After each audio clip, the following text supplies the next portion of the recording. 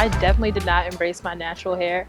Growing up, all my friends, they were either white or Latina, like with straight hair. So I would see them and I was like, I want my hair to lay like that. Like, if you know anything about like Dominicans and hair, is that they will slay your hair and press your hair and flatten your hair until like there's not a single curl left. So basically I started doing that when I was really young, and I really liked my hair when it was straight because that's kind of what people told me was like cute. Like if I was going somewhere, they would be like, oh yeah, let's straighten your hair, let's send you to the salon. So from the time that I was little up until 8th grade, I was just straightening my hair. First, it was just with just the blow dryer. Then I graduated to the flat iron, and I was flat ironing once a week, and I was just killing my hair because I didn't like the way that my hair looked. I wanted to look like everybody else to kind of fit in as well. So one day, like, I washed my hair and there was absolutely no curl. It was just straight. And so I was just like, oh my God, like my hair is gone. Like me, I am gone. And then when I was 12 maybe, I got like my first hair relaxer because my hair, like as you can see, is pretty like, I don't want to say unmanageable, but that's kind of what I guess my mom saw it as. I was gonna try to spend the entire summer without straightening my hair, and that's when my natural hair journey really began. My hair grew like 5 to 6 inches, and like once I saw that growth, I was just like, okay, straightening is not for me. I saw this video on how to do like a twist out, so I did it one day, but I was so scared to wear it, and like I wore it out on a Saturday with my parents, and they were just hyping me up like, yo, your hair looks mad nice, like you should wear it to school, you should wear it to school. And like it took me a minute to get the courage to wear it to school. So my natural hair, even though it's my natural hair, was something that I had to grow into, and like something that I wasn't always comfortable with. So yeah. Because of like relaxing and you know, all the like heat that I used to use, like it's definitely affected like my hair texture. I don't have one type of hair texture, so some of them are really, really tiny, some of them are a little bit loose, but it's cooperative. Like it's crazy, but I love it.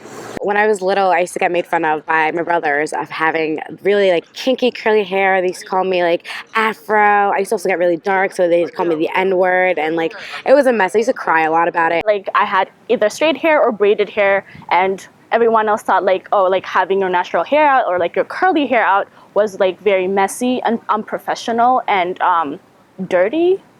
People would call me like they would say that like I had like a lion's mane, or like that somebody told me I look like a cave woman. And like my hair isn't different, it's just my hair, and I don't like it when people point out that my hair is so different and try to exoticize my hair, because to me it's just my hair. And I've always kind of heard it like, oh, we have a wedding, we have this event, this and this and that, straighten your hair.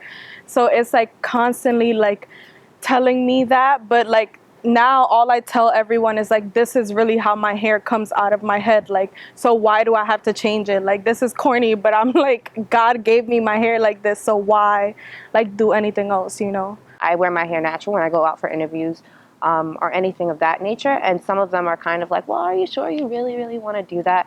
When I first cut off all my hair, just the idea of having short hair in the first place was a really, really big deal, because longer hair is more feminine, or it fits a more feminine role.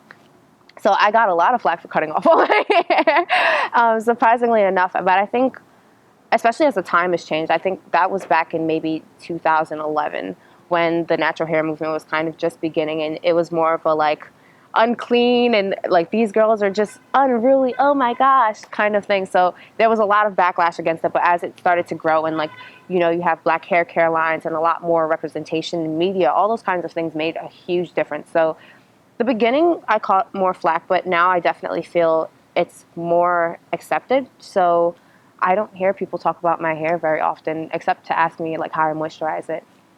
our hair is part of our identity. So I think that no matter what you choose to do with your hair, it's important to embrace that, because when you embrace your hair and your natural hair texture, you're embracing yourself. And so that's important, and you're loving yourself. Kind of when I started embracing my curls and stuff, like that became such a part of my appearance that I put a lot of time into. And like, so it's just been really important in my journey to like kind of loving myself for like even the crazy hair that I have. Like if I have a curly, I could like do this, I could straighten it, I could like straighten it then curl it, I could keep it curly. There's so much more to it, and I think that embodies who I am, like the diversity and ethnicity in me. It's one way for me to kind of like express myself, express who I am, especially like just as being a woman of color. And like our hair is so like diverse, like there's so many things that you could do with it, and like I think that's one thing that stands out from like other types of hair textures. The idea of natural hair is really just the stop policing of your appearance. So especially for people of color, just the idea that you can go out and your appearance can be any reflection that you want it to be. So whether it's embracing your natural hair, whether it's having your hair relaxed or in braids or in dreads, whatever the case may be, I think it's just important for people to own their appearance and not feel like they have to stick to one dichotomy or another in terms of how they present themselves or what that might mean.